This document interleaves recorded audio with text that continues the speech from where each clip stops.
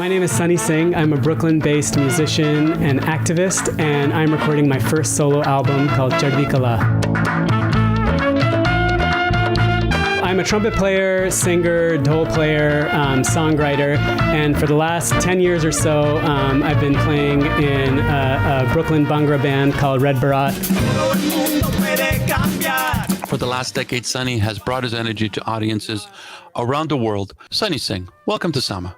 Thank you. What got you into music? What was the thing? Yeah, when I was a kid, it really did start from the spiritual angle. That was some of my first exposure to music. Some of my first times playing music was in a Sikh devotional context, and it was something that I did because a lot of Sikh kids did it. My parents wanted me to do it, even though there's no musicians in my family. It was this sort of way to connect with our community, connect with our history. And when I became a trumpet player in school band, I think something about that resonance, something about diving into sort of like the tones and melodies that instrument creates, it just became a really important part of my personality, an important part of my expression. We don't know much about Sikh devotional music. We don't know much about kirtan generally. Some of us do.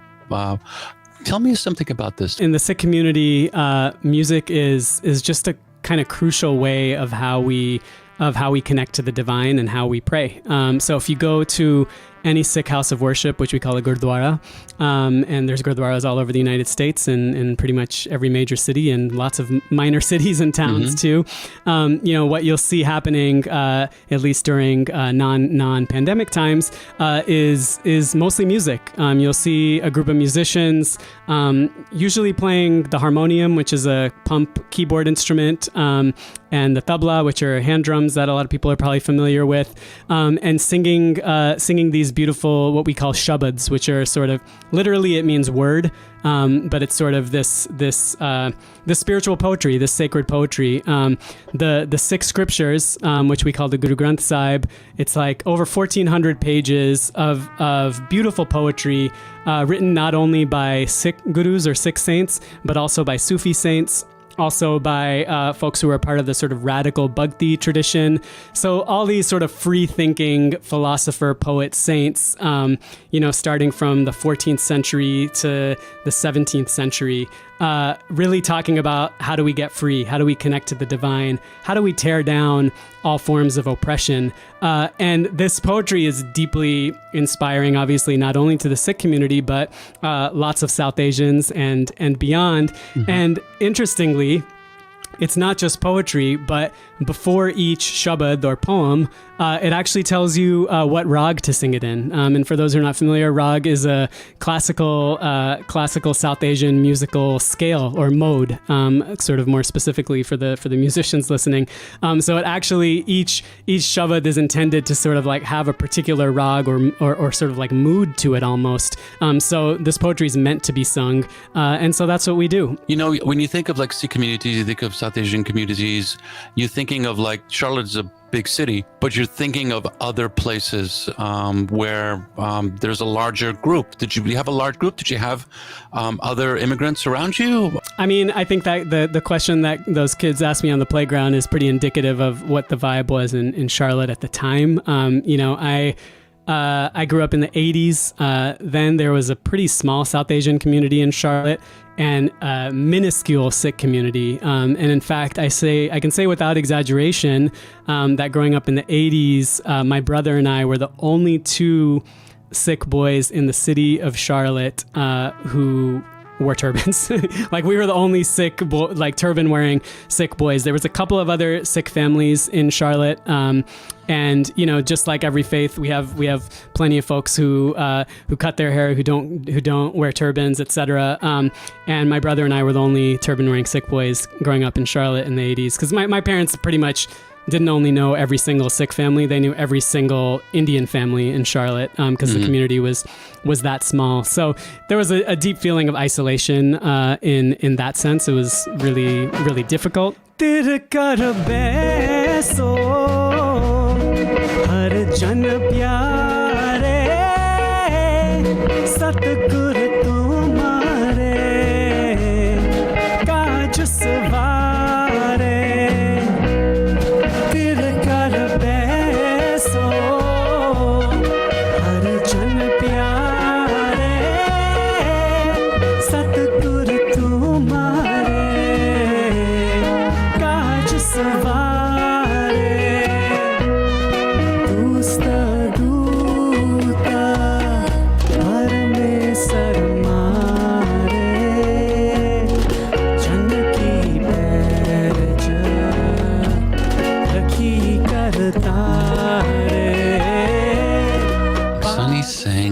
was beautiful.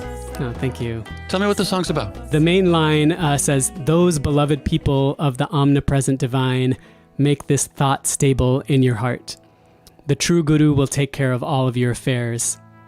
And then another line that I sang, "The people are sovereign, not under the rule of any shahs or emperors." Mitra Paya Nu. Nu. Tell me what that means.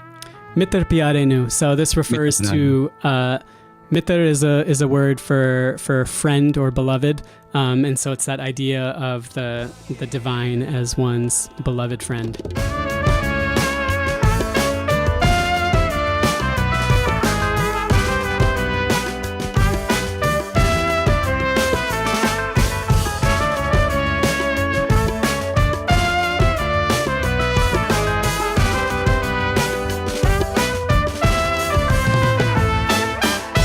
मित्र प्यारे हाल मुरीदादा के ना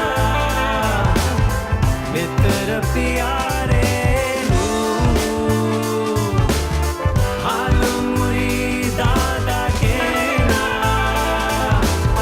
हाल मुरीदादा के ना हाल मुरीदादा के ना. How does this music reach people like Modi? I have a lot of thoughts about social change and human change, and don't want to believe that Modi's a lost cause, but I think Trump's and Modi's are probably lost causes, but their supporters aren't necessarily, right? Or some of their supporters might not be, and I deeply believe that humans are not born with bigoted ideas, and not born or designed to perpetuate oppression and hatred and greed and inequities. Right? That's not how we're built. I don't think it's human nature, and thus our job is to unlearn. Right? Our job is to open folks up, and there's ways that I can approach it as a community organizer, which I've done at various points in my life. There's ways that I can approach it as a popular educator, which is something I still do a lot of now, and then there's ways that I can approach it as a musician and an artist. And I think what's so special, which you kind of implied about this tool that we have as musicians, but also artists more broadly, is we have the ability to make people feel things, right? We have a way to get in and make people feel things that they might not otherwise feel, right? They might not feel it if I just tell them, right? Or I try to explain, if I try to like break down the history for them in a really sharp PowerPoint presentation, or a really compelling speech, or even a really great workshop, which I've been known to facilitate some workshops from time to time about racial justice issues. And, I just think music is a tool that, we don't need a strategy in music work. We might need a strategy in our workshop or in our organizing campaign. In fact, we definitely do. But with music, I try to not go there, right? I try to be true to what my heart is saying, and hope that it connects with people. That's my initial thoughts.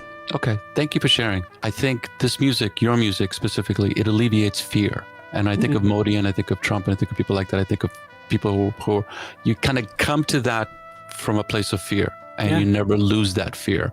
And nothing alleviates art nothing alleviates fear like art, and nothing alleviates fear like music. You could fall in love with it as a direct connection, and specifically in this kind of space where with music with intention. Music is a way to break down fear, and the sort of like many ways we can approach this.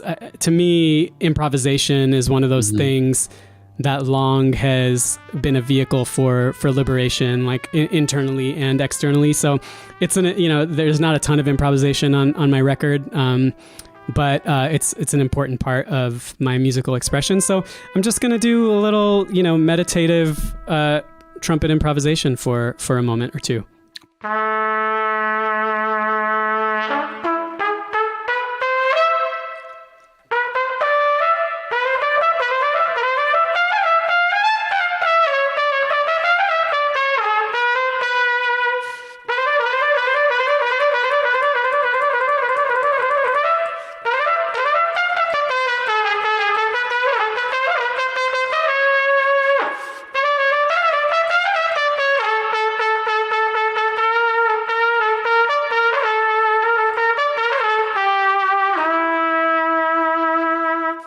Sunny Singh, that was lovely. You got some chops, dude. Thank you. Seriously. Quick question, Elizabeth. What age did you move to and live in Phoenix? I moved to Phoenix at the age of 11, 1991. Often, you're not singing in English. You're not singing, in the colonizer's language, and you're singing ancient works. This music now, through this channel that we're here, and in general, can have an impact globally.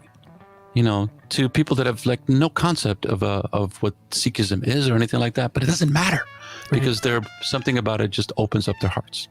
Yeah, you know what I mean? Absolutely. Yeah, I mean that's my hope. I mean that's my dream that people connect to this. Certainly not just in the Sikh community or even South Asians more broadly, but I hope there's something in this that lots of folks can connect to from lots of different backgrounds. Yeah, I think they will. And so you had the Kickstarter campaign. I did. And which we played for. Are you done? Do you need more cash to finish the thing? I don't need the Kickstarter is over. The funds for the album are pretty much secured. Obviously, it's been a tough year for music. So in terms of being able to make a living as a musician, that's been completely obliterated. But I feel very lucky in many ways. I've been okay. You have a Bandcamp, yes? I have a Bandcamp. Yep, Bandcamp, okay. Spotify, iTunes, all those things. I love them all, but Bandcamp. Bandcamp is actually, especially on Bandcamp Fridays, all the proceeds go to the artists. You got some merch? Not at the merch phase yet, much to the dismay of my manager. I bet, because I would be sporting a Sunny Singh playing a trumpet t-shirt. So hopefully that will happen soon. And, thanks for doing this. Thanks for sharing your story. Koi Bole Ram. So this is an anthem of religious unity and pluralism, written by, from the Sikh scriptures as well. And thinking about that message of religious unity and pluralism that's in this one, it is directly confronting the Hindu nationalist agenda of the Modi government. So we'll see a lot of footage from that movement in this video.